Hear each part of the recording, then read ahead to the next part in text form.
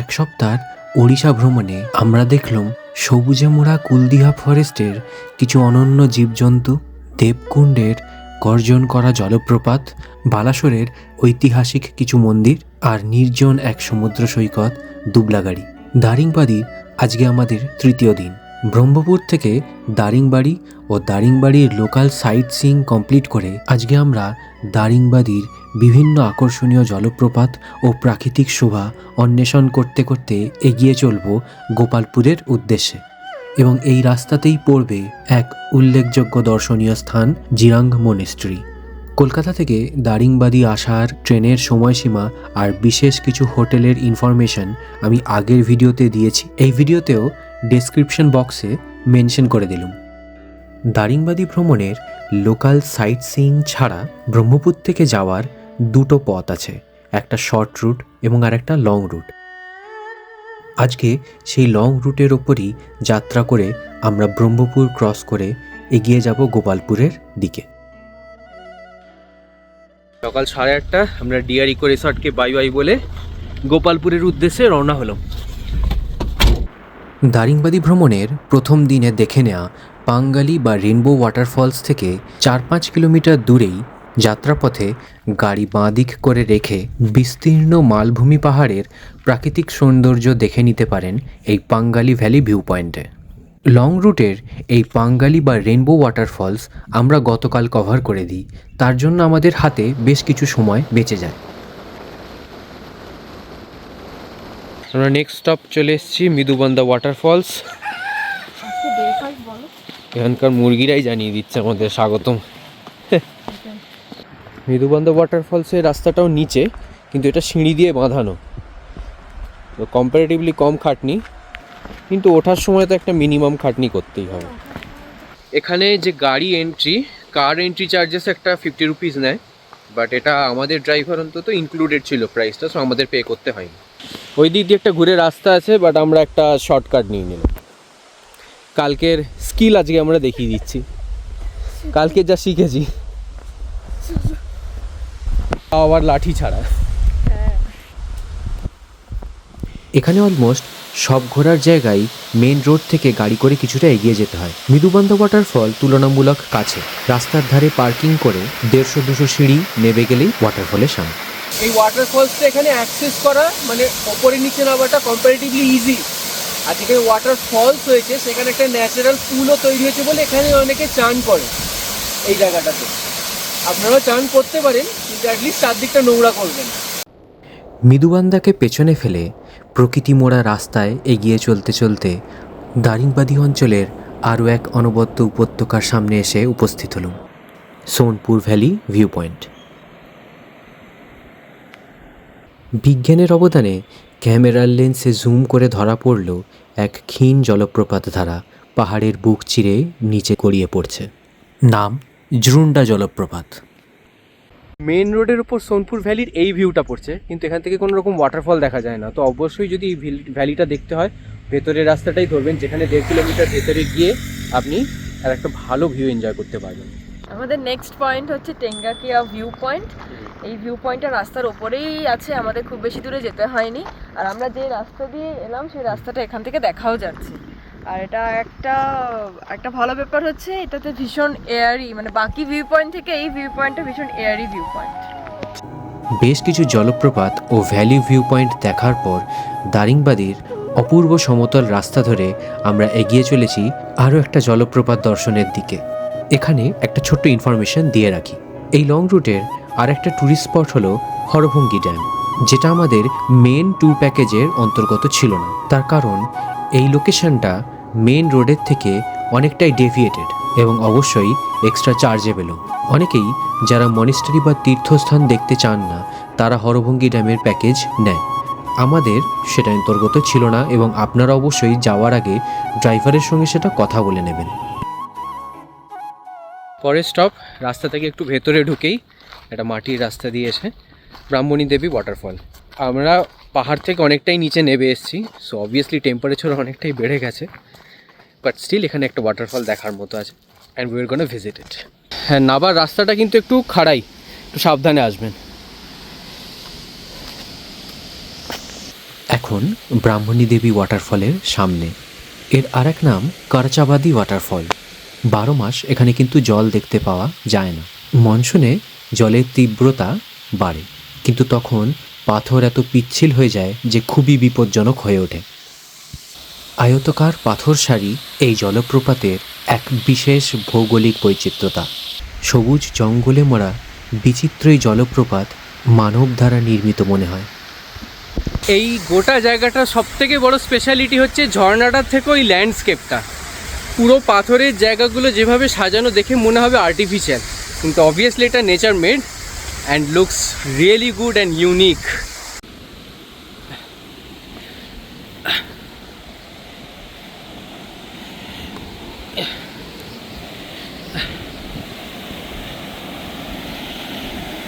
ওয়াটারফলটা থেকে নেওয়ার পর যে দিকটা দিয়ে নামবেন তার অপোজিট সাইডটা দিয়ে উঠে আসলে ওয়াটারফলের বাকি পার্টটুকু দেখতে পাওয়া যায়।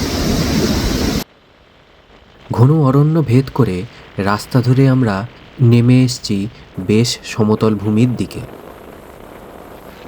আর এগিয়ে চলেছি দারিংবাদীর অন্যতম পর্যটন কেন্দ্র জিরাং মনিস্ট্রির দিকে। মনিস্ট্রির পাশেই গ্রামীণ আভ্যন্তরীণের মধ্যে 5 টাকা টিকিট কেটে চলে আসতে পারেন একেবারেই শান্ত ও আত্মিক প্রশান্তিতে ভরপুর জিরাং বুদ্ধ শান্তি স্তূপে। এই স্তূপের সুচারু নকশা আর নীরব পরিবেশ মনকে গভীর ধ্যান ও আত্মচিন্তার দিকে টেনে নিয়ে যায়। চত্বরে ঘণ্টার ধ্বনি আর বাতাসে উঠতে থাকা প্রার্থনার পতাকাগুলো মিলিয়ে এক অসাধারণ সান্ত্বনা অনুভূতি তৈরি করে।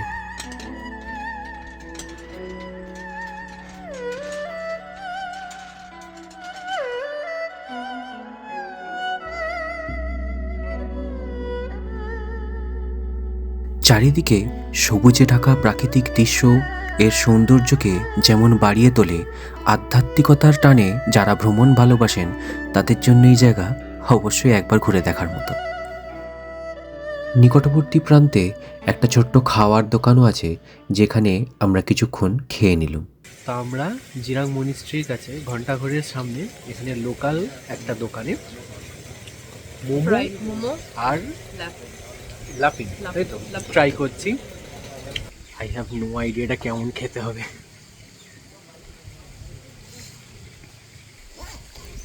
খাবার খারাপ খেতে না, বাট আমাদের রুচবে না। আমরা যখন জিরাংয়ে পৌঁছই তখন মনিস্ট্রি বন্ধ ছিল। খাওয়া দাওয়া সারতে সারতে খোলার টাইমও হয়ে এসেছিল।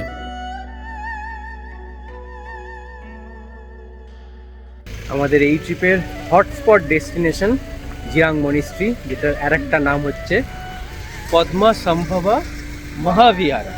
ঠিক আছে, এই মনিস্ট্রি সবসময় খোলা থাকে না, তো ডেফিনেটলি টাইমিংটা নোট ডাউন করে নেবেন।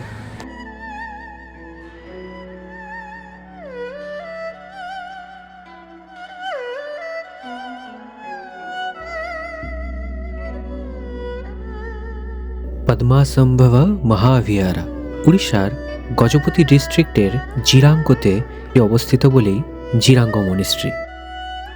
এটা ইস্টার্ন ইন্ডিয়া জোনের সবথেকে বড় বুদ্ধিস্ট মনিস্ট্রি।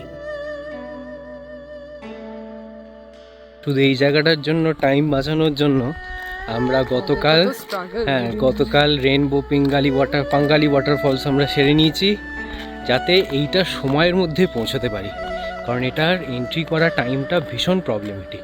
যারা লং রুট দিয়ে আসছেন দারিংবাদী তাদের পক্ষে ইজিয়ার, কারণ এটা তাদের ফার্স্টে পড়বে, কিন্তু যখন যারা ফেরত যাচ্ছেন তাদের এই টাইম ম্যানেজমেন্টটা অবশ্যই করতে হবে এবং ডেফিনেটলি এটার উপর রিসার্চ করে আসবেন।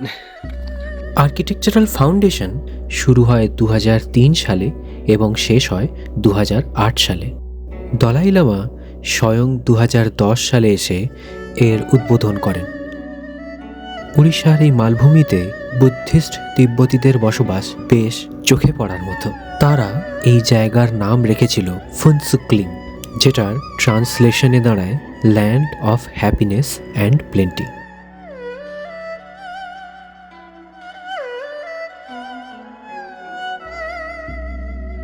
যে কোনো বুদ্ধিস্ট মনেস্ট্রির মতোই এটিরও দেওয়ালের গায়ে বিভিন্ন বৌদ্ধিস্ট ছোট ছোট গল্প বা সিনারি চিত্র আঁকা, যেগুলোকে থাঙ্কা বলে। বিভিন্ন রঙের ছোঁয়ায় বিশাল আকার এই দেওয়ালের গায়ে আঁকা প্রাণোজ্জ্বল ছবিগুলো অপূর্ব। সত্যি তিব্বতীদের এই শিল্পকলা অদ্বিতীয়।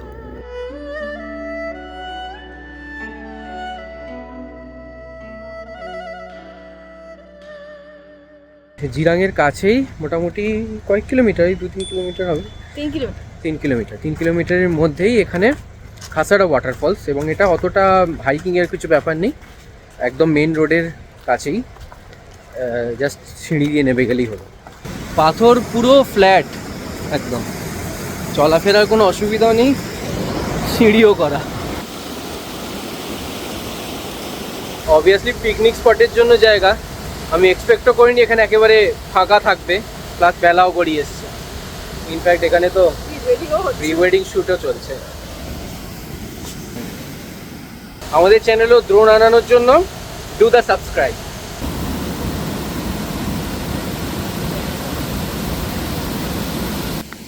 গজপতি ডিস্ট্রিক্টের এই খাসাড়া ওয়াটারফল আমাদের দারিংবাদী ট্রিপের এই শেষ দেখা ওয়াটারফল। সত্যি বলতে নামের সার্থকতা বিচারে কাশ্মীর অফ ওড়িশার থেকে ল্যান্ড অফ ওয়াটারফলস নামটা বেশি অ্যাপ্রোপ্রিয়েট বলে আমাদের মনে হয়। আপনারা যারা ঘুরে এসেছেন তাদের মতামত কি কমেন্টে জানান। এখানে যতদূর চোখ যায় শুধু ভুট্টা ক্ষেত। জিরাং মনিস্ট্রি আশেপাশে যে কজন লোকজন, যে কমিউনিটি এক্সিস্ট করে, তারা অ্যাকচুয়ালি এখানে আসার পর এই ভুট্টা ক্ষেত এরা তৈরি করে।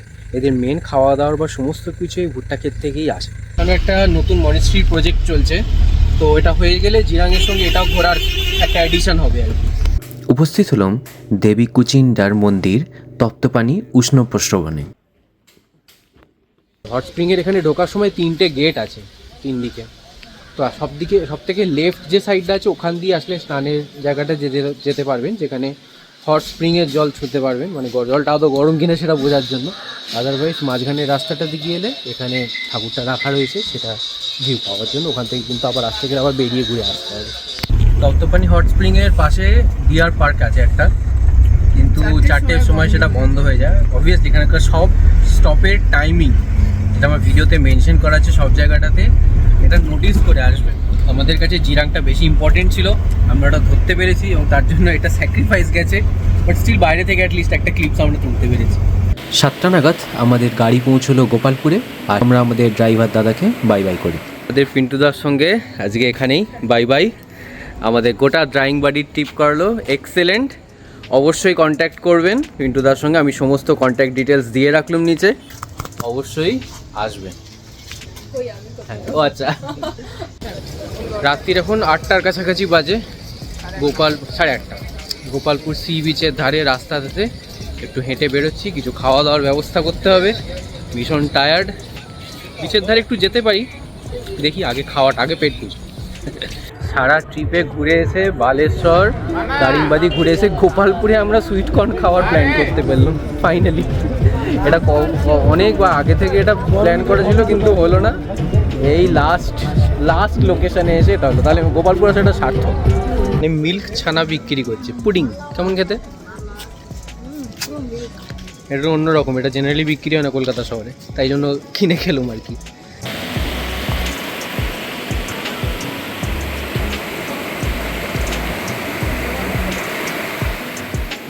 রাত্রিরে আমরা এক্সপেরিমেন্টাল হওয়ার জন্য এখানে বিরিয়ানি খেলাম একটা রেস্টুরেন্টে। রেকমেন্ড করব সবাইকে যে আর যাই খান এখানে উড়েদের হাতের বিরিয়ানি খাবেন না, মানে অন্তত বাঙালিদের পক্ষে ওটা হজম হবে না আর কি। আজকের মতো ভ্লগটা এখানেই শেষ করছি। আমাদের দারিংবাদী ট্রিপ অলমোস্ট শেষের দিকে। পরের দিন আমরা ঘুরে দেখব গোপালপুর তারাতারিণী মন্দির। আমাদের চ্যানেলে বেড়ানোর ভ্লগের এটা প্রথম অ্যাটেম্প্ট। কেমন লাগলো অবশ্যই কমেন্ট করে জানাবেন, ভালো লাগলে লাইক করবেন, ইনফরমেটিভ হলে বন্ধুবান্ধব পরিজনদের সঙ্গে শেয়ার করবেন, আর subscribe to weekly walk. By.